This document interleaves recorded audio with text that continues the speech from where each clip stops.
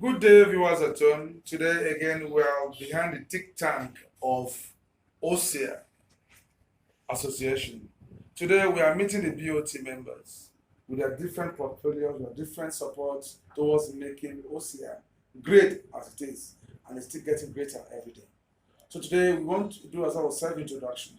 For my far left, please, Maka, hold meet you now. Good afternoon, sir. My name is Mrs. Famuyo.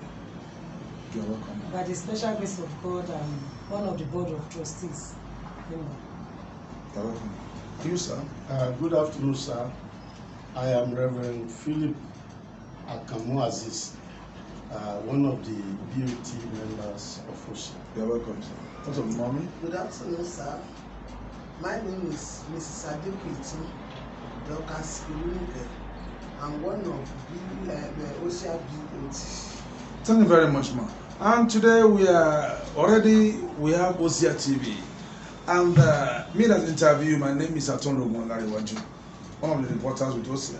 So today we want to look at some of the activities of OSEA. OSEA, according to what we learned, is Oodua Socio-Economic Empowerment Association. Yeah. How far have you gone with this? My question to Reverend. Come again, I can't understand. I said, how far have you gone in terms of OSEA and the meaning of the name? How far have you gone to assist people, humanitarian pledge? Well, to God be the glory. From the inception of the association, we have been rendering small helps to people, but this time around, God has promoted OSEA in order to be able to help the people in a more higher ground. So, and there are testimonies of the people that we have helped in the past, though with little funds. But now, maybe it is because of that God opened wider door of opportunity so that we can be able to help people more than we have been doing. In terms of BOT, I can see women. Mommy, how far have you gone in bringing women together towards benefiting from OSEA? Well, thank you so much. You see, we that women, we are agile. We have love. We have love of another person. So that love extends to the others. So we have gone from one area to another. So our love to the other women to gather them together. So and we invited some of them to come and see the grace of God in Thank you very OSEA. much, madam. We have been seeing around, we have been hearing much about OSEA. OSEA this, OSEA that. What's really more to base on? Is it on the grants is going to be based on married 2 wives or 3 wives, buying cars, luxuries, or on other areas? What are the areas? Well, I would like to start by saying I don't even know why people are so much based on grants.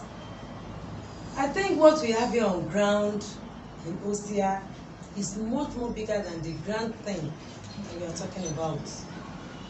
If you look at the name, we are into empowering people. We really have the feeling, the passion to help, to empower, which the grant thing, if you get it, we are not just going to give it to you as a giveaway or something that you can just make use of the way you want to. There's still going to be a guideline on how to use it, because all we want is for your better future. Under normal circumstances, what we have here, we want to take care of the whole of Yoruba nation.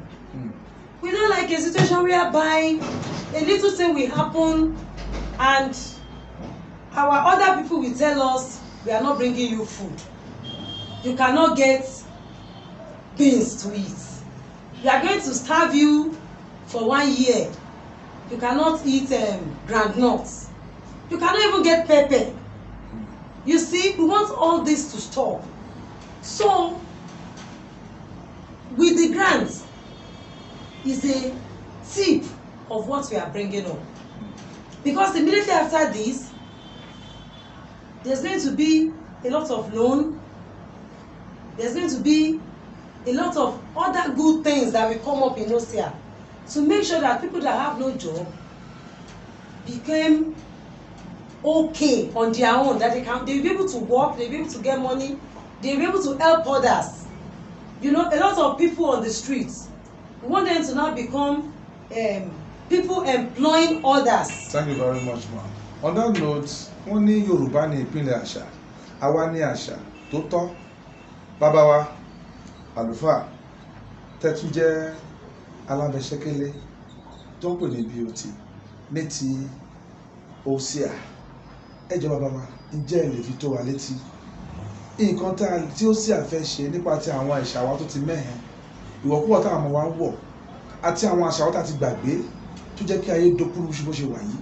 Ẹ jọ̀ọ́ ìgbésẹ̀ wo ni OSIA gẹ́gẹ́ bí ẹgbẹ́ tó gbayì tó làmìlaka tó ń gbé láti jẹ́ pé àwọn àṣà wa kó padà. Ẹ ṣé olóòtú,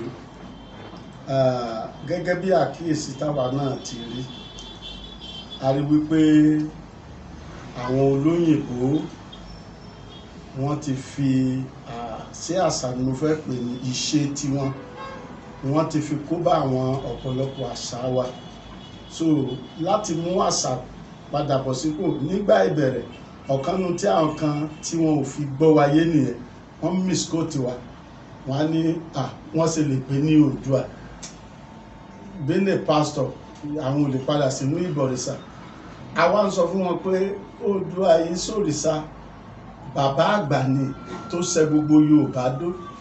Èèyàn sáà lè sọ orúkọ bàbá ẹ̀ dànù pé so a lè níbi tá pẹ̀lú ìran táwà ní ìfíṣàn ta ní a lè sọ Oòduà dànù. Nǹkan tẹ́ wá ń sọ ni pé bẹ́ẹ̀mi ṣe ń jẹ́ Atọ́nlógún táyì náà ìjọba bàbá yín, ó ṣòro fún òyìnbó ó sọ pé ẹnìkan tó ń jẹ́ Peter òun lẹ́ni ọ̀wọ̀ fún bàbá mi tó jẹ́ bàbá ńlá mi tó jẹ́ Atọ́nlógún, wọn kò yàtọ̀ síra. Bẹ́ẹ̀ ni. Ó yẹ kí a mọ àṣà wa, àbí?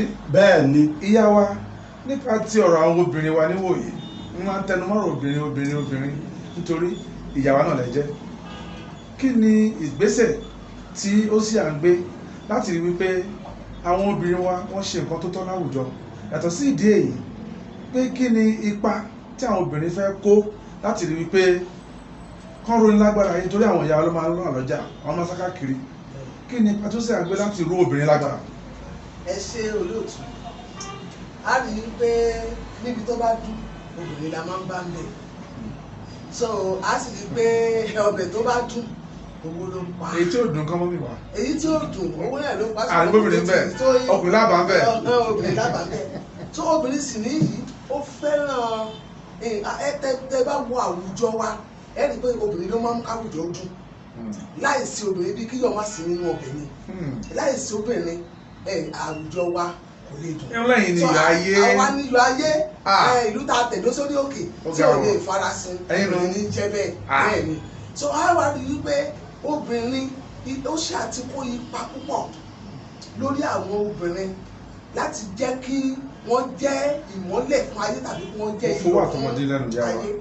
Tábà wò dáadáa rí wípé nígbà tí wọ́n dá sí pele àwọn dìrẹ́tọ̀, àwọn BOT, àwọn pírẹ́sidẹ́ǹtì wa, a rí pé obìnrin pọ̀ l'OSIA. Kí ló fa eléyìí? Ẹ rí ẹ ṣe gan olóòtú, ẹ rí wípé níbi tá a bá ti gbé nǹkan rẹ̀ kalẹ̀ obìnrin la máa bá tó. Àwọn ọkùnrin ò ní táìmù, àwọn ọkùnrin ò lákòókò, ṣùgbọ́n obìnrin níbi tó bá ń hó ṣùṣùṣù obìnrin lẹ́ẹ̀bà ń bẹ̀ torí pé àwọn nìyá ọmọ àwọn ni abiyamọ. A sì rí i pé ẹ bá wo àwùjọ OSIA, a rí i pé obìnrin òun náà ló pọ̀ jù bẹ́ẹ̀. Ìdí ni wípé obìnrin fẹ́ràn ètò ọrọ̀ ajé. ètò ọrọ̀ ajé yẹn tí ó sì àgbékalẹ̀ àti ìrónilágbára òun ló mú kí àwọn obìnrin tí ó ṣe tètè máa ń gba nǹkan gbọ́ púpọ̀ ju àwọn ọkùnrin lọ. Bí ó ṣe àti fi ìpè síta, àwọn obìnrin ni wọ́n ti kọ́kọ́ sáré síwájú láti rọ́ọ̀lù. Bá a tún ṣe gbọ́nú tọ̀gọ́nú ti Bíbélì tó sọ fún wa, a gbọ́ pé ìgbà tí wọ́n ń dá obìnrin gan ọkùnrin sùn lọ ni.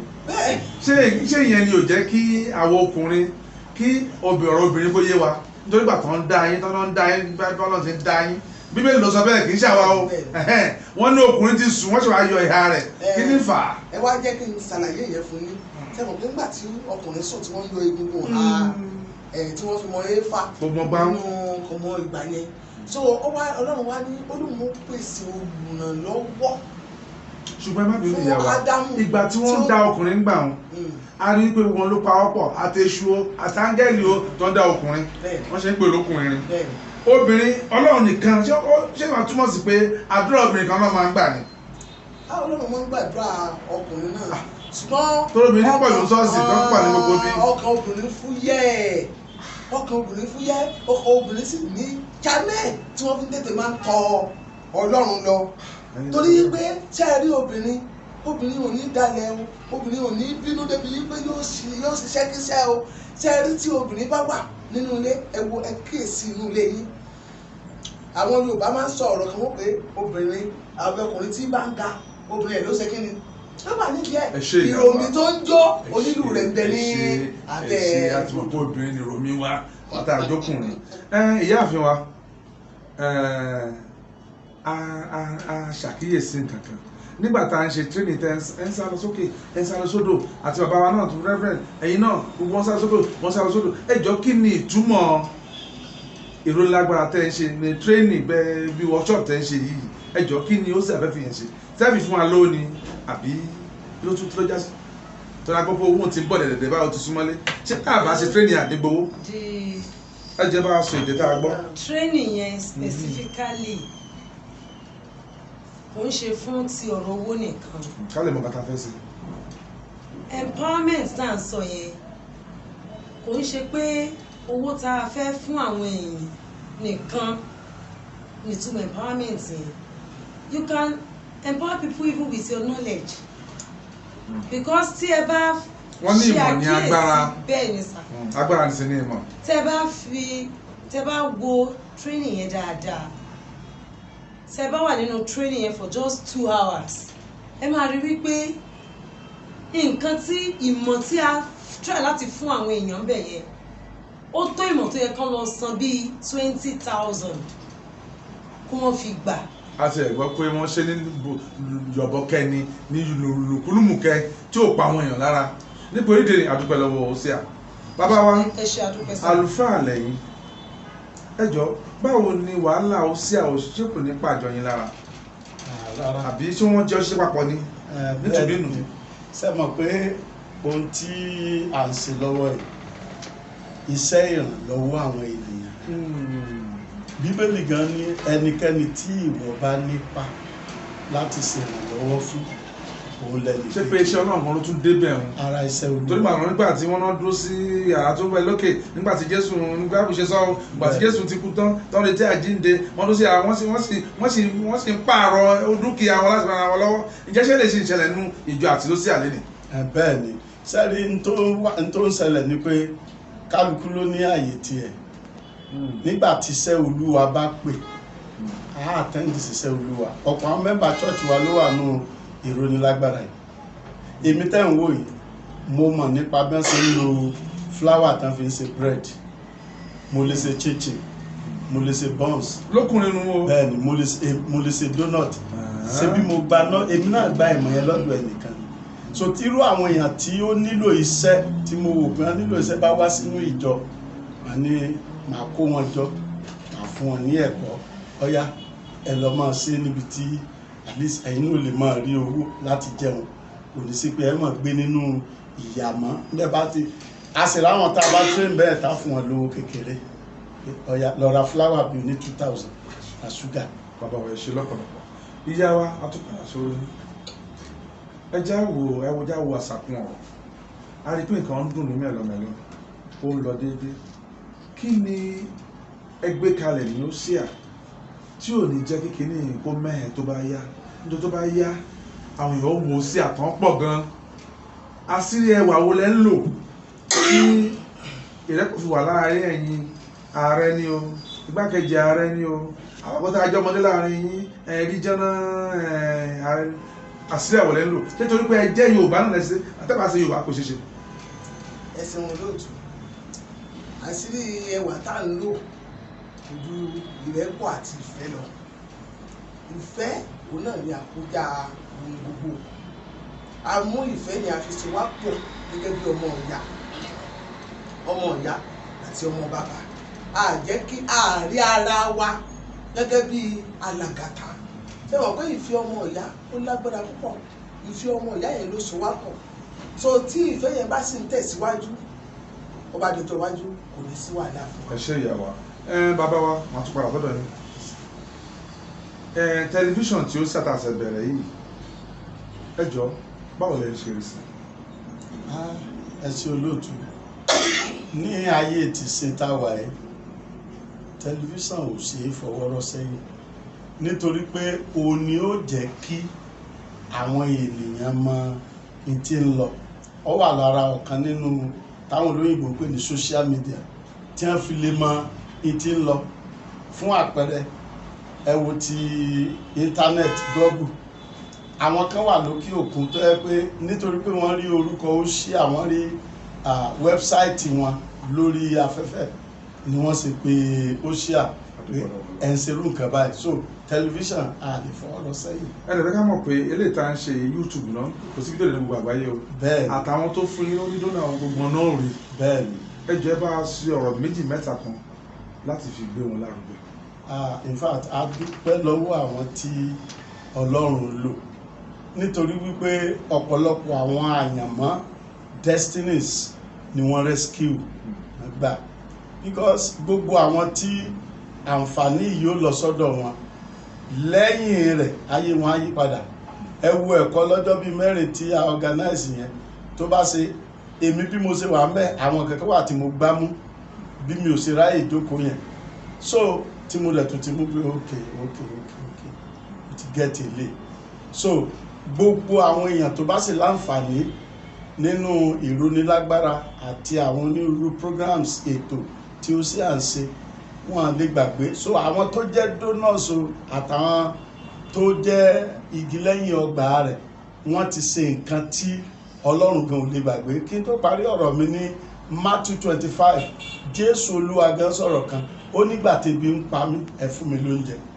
nígbà tí mo wà ní òòrùn ẹ dáṣọ lómi nígbà tí mo jẹ́ àlejò ẹ tọ́jú mi àwọn yẹn wá ń béèrè lọ́wọ́ rẹ̀ pé ọ̀gá ńgbà wo la rí ọ tí gbogbo nǹkan wọn ṣe bẹ́ẹ̀ bá ti ṣe fún ọ̀kan náà àwọn yẹn ẹ ṣe fún mi so gbogbo àwọn èèyàn tí Ọlọ́run lò yẹn Ọlọ́run gangan ni wọ́n ṣe fún tí Ọlọ́run ò dẹ̀ ní gbàgbé láti san èrè rere fún. ẹ ṣe àlùfáà ìyá wa ìyáàfin ká tó máa lọ ní ìjànjú ṣókí ìyàwó lè gba Osia tẹlifíṣàn tó ṣe bẹ̀rẹ̀ àtàwọn mídíà tó máa tẹ̀lé torí a tún máa ní àwọn entertainment a máa ní àwọn drama tá a fi ògo Ọlọ́run hàn nínú ayé àwọn ọmọ Yorùbá àtàwọn kóòtù òjíire àtàwọn tó bá tún súnmọ́ àwọn tó fara níyàwó ni o àwọn tó ń gbé ń bí ni o dídá o jẹ́ Haúsá o o jẹ́ Fúlàní o o jẹ́ Ìgbò o jẹ́ tífì o tó jẹ́ pé gbogbo wọn la kó mọ́ra kí ni ìyànjú yín mà láti jẹ́ kí ètò tẹlifíṣàn yẹn kó tó máa gbèrú sí i tó jẹ́ pé à ń lè rí gbogbo akérédé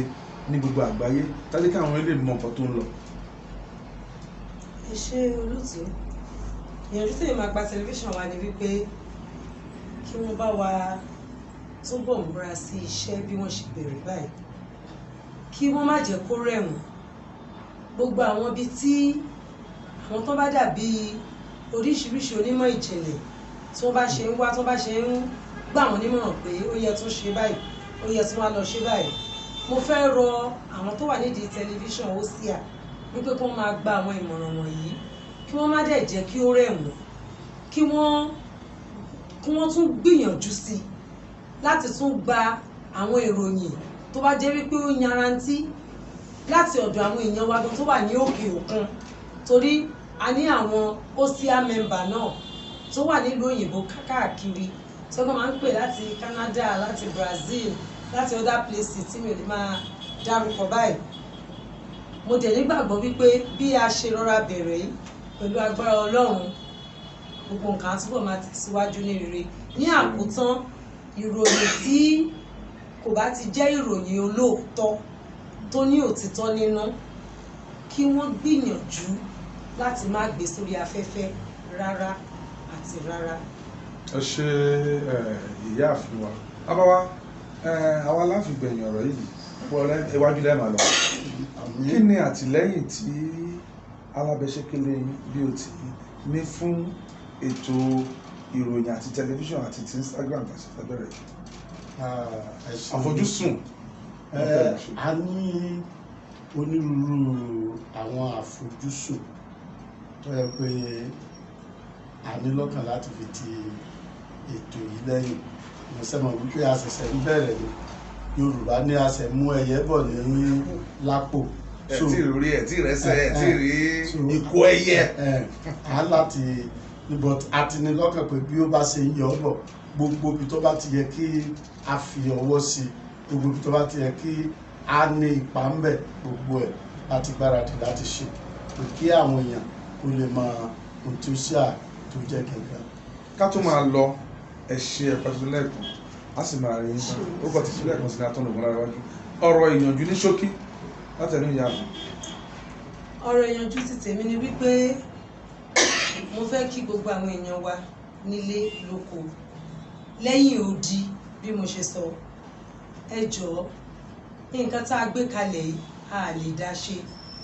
Àwọn tó wà ní ilé ní agbègbè ní àyíká nínú Nàìjíríà níbí báyìí mo fẹ́ kí wọ́n pa ọwọ́ pọ̀ láti ṣe ìrànlọ́wọ́ fún Hosea ní àwọn àsìkò tó máa sọ wípé ẹ ní sùúrù kí wọ́n gbìyànjú láti máa ní sùúrù ní àwọn àsìkò tó wọ́n kó yẹ ìdìde nǹkan báyìí ló kàn tó yẹ kẹ́ tó ṣe kí wọ́n má sọ pé èwo náà tún ń pè wá fún kí wọ́n dìde kí wọ́n ṣe ní kíákíá.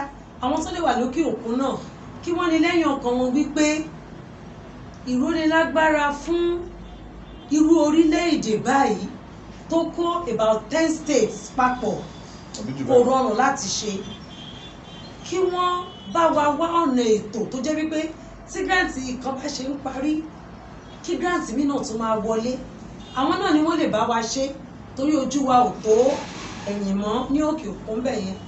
Kódà bá ṣe ń sọ̀rọ̀ lọ́wọ́lọ́wọ́ yìí individual èèyàn kan ṣó lè decide kó ní ẹ wò ó mo fẹ́ kẹ́rọ èèyàn 200 lágbára mo ní 2 billion mo fẹ́ fún yín mo ní 1 billion mo fẹ́ fún yín fi tẹ́kẹ̀ èèyàn 100 gbogbo èèyàn náà là ń gbà wọlé a lè dá ṣe. A dẹ̀ nígbàgbọ́ wípé nígbà tá a bá ṣe máa rí 5 years ní ògo Ọlọ́run pẹ̀lú Hosea ilẹ̀ Yorùbá máa dàbí small London. Ẹ ṣé. àtẹ̀jú London lọ ẹ bàbá wa àlùfáà ẹ dá ọ̀rọ̀ dẹ́rù kankan lẹ́ẹ̀kan sí ìyá orúkọ yín. Orúkọ mi ni Mrs. Famuyiwa. ok bàbá àlùfáà ká tó máa lọ ẹ jọ alẹ́ afẹ́ dákọ̀ afẹ́ dákọ̀ ní ṣókí kí ni ètò tí ó sì àní láti sọ pé wọ́n bójú tó kù yìí bí àwọn ìgbìmọ̀ táwọn bá bójú tó owó ìwọ̀n nígbà wọn ní fi lọ kóyàwó jọ kọ́lẹ́jọ. Ẹ ṣe olóòtú ó ṣe àti ṣètò àwọn ènìyàn tí ó jẹ́ alábòjútó àgbà torí ní ipa tàbí abala dé abala níbi tí ìkówólé lórí investment yóò wà tó jẹ́ ti oko dídá, that is agric related investments. So àwọn kan ní state, regional àti ní national àti international àti so ló ti wà tí wọ́n handle ẹ̀ but Hosea náà ti múra láti fi àwọn kan láti inú Hosea ṣe alábòjútó àwọn èèyàn wọ̀nyẹn.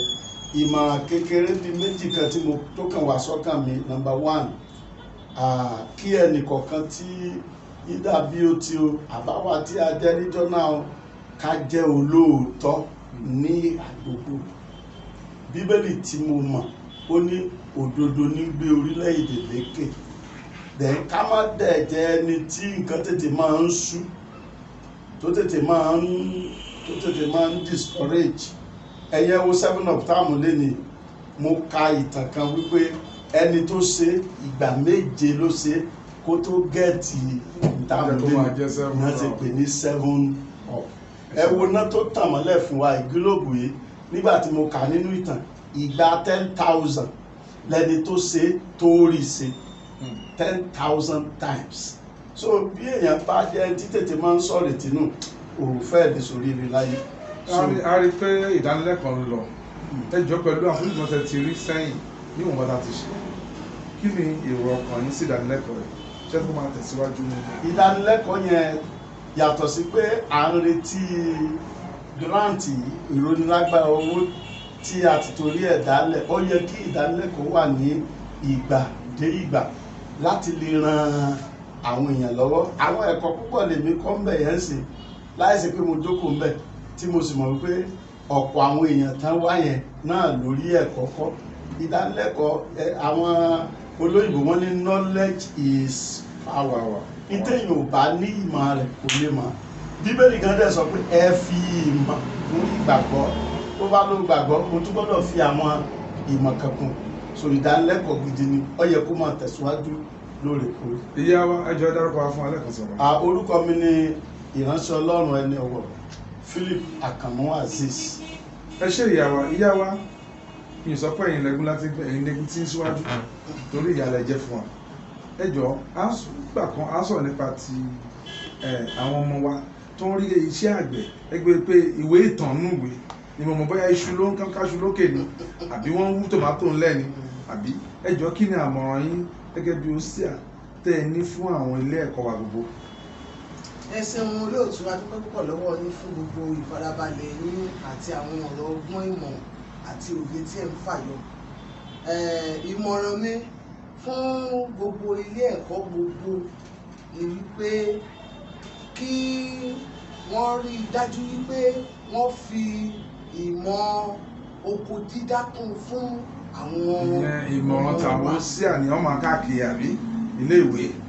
Bẹ́ẹ̀ni láti kọ́ wọn lẹ́kọ̀ọ́ láti kọ́ wọn lágbára láti kọ́ wọn ní ẹ̀kọ́ bí a ṣe ń dáko torí pé ọ̀pọ̀lọpọ̀ àwọn ọmọ wa tẹ́ ẹ bá béèrè lọ́wọ́ wọn kódà wọ́n ti tẹ̀ ń tó ní wọ́n lọ tó wà ní agri department gan tẹ́ ẹ bá béèrè ọ̀rọ̀ lọ́wọ́ àwọn ọmọ wọ̀nyí ọ̀tọ̀ ni mo tẹ́ béèrè ọ̀tọ̀ ni mo tí wọ́n sọ so ọmọ kan sọ lọ́jọ́ kan ó ní ẹgbàtà àwọn lóko àwọn wa lálẹ́ àwọn wa ilá nílẹ̀ ni so àwọn andéko di mímọ̀ fún wọn yẹn pé ilá ìsinmi tí wọ́n wà nílẹ̀ wọ́n máa ń ka ni wọ́n ń ka ilá ni. Ẹ ṣe ìyàwó mo wá ilá kan dúró náà sà so ohun tí mo wá tó fi kún ọ̀rọ̀ mi ni pé kó má jẹ́ pé ẹ̀kọ́ inú ìwé nìkan ìwé ìtàn ni wọ́n ń kọ́ àwọn ọmọ wa gẹ́gẹ́ bí ìwé ìtàn kí wọ́n lọ sí practical wọ́n mú wọn lọ sí practical so ṣe mọ̀ pé àwọn olóyìnbó máa ń sọ̀rọ̀ wọ́n pé practice makes perfect so kí wọ́n mú wọn lọ kí wọ́n láyé ìgbà kan nígbà tó máa fi wà nílé ìwé ó ní ọjọ́ tá a máa ń ṣe agric ní school. mi ò sí mo ṣe yẹn ṣì wà ń sìn nílé ìwé. wọn kò sí mọ́ o so kálukú ló ní garden tiẹ̀ nígbà yẹn á ṣe bẹ́ẹ̀ di wa so òun kálukú ló gbin ẹ̀fọ́ ẹni tó gbéwédú ẹni tó ṣe nǹkan gardening ní everything ni òun kálukú ló ní oko tiẹ̀ àwọn olùkọ́ wa náà ń gbádùn gbà yẹn torí pé oko tá a bá dá ní school àwọn olùkọ́ wa ni wọ́n ní ṣùgbọ́n ní ìsinyìí kò sí mọ́ ọmọ kan tiẹ̀ ní mọ́kọ́mọ́kọ́ ọmọ kan ní òní mọ́kọ́mọ́ bẹ́ẹ̀ ni wọn ò ní mú àdámọ́ wọ́n kọ́ wọn mọ̀ bí wọ́n ṣe mú so àwọn nǹkan wọ̀nyí ṣe pàtàkì so ohun tí ó ṣíà tó gbé kalẹ̀ nìyẹn láti exchange ẹ̀ so ebi ò ní pa wá ọmọ kan ò ní ṣẹ̀ṣẹ̀ lówó kó ṣẹ̀ṣẹ̀ máa sáré wá oúnjẹ kiri ẹ̀yìnkùlé wọ́n lè mọ bí a ṣe ń dáko wọn ọba sẹ́yìnkùlé ọbẹ̀ wọn bá ṣe ìkùnlé tí wọ́n fi máa di ọbẹ̀ tó bá fresh vegetable tó fresh tomato ní everything so kò ní jẹ́ pé gbogbo ẹ̀ náà ni wọ́n máa lọ rà lọ́jà torí tó yẹ pé ní ọjà wọ́n ti gbé ọjà míì kalẹ̀ bíi tomato bíi ewédú bíi ẹ̀fọ́ yóò ti lé ní bíi 5 days gbogbo àwọn nǹkan tó yẹ kó ṣiṣẹ́ fún wa tó yẹ kó ṣara wa lóore gbogbo rẹ̀ ó ti bàjẹ́ so ó ṣe pàtàkì púpọ̀ ohun tí ó ṣe àfẹ́gbé kalẹ̀ nì pé kó má jẹ́ pé àákàn máa lọ fowó ra nǹkan owó kọ́ ló ń gbogbo. Ẹ ṣe ìyàwó orúkọ ẹlẹ́kan sí ma. Orúkọ mi ni Evangelist Adékìtàn Dorcas Olúnìkẹ́.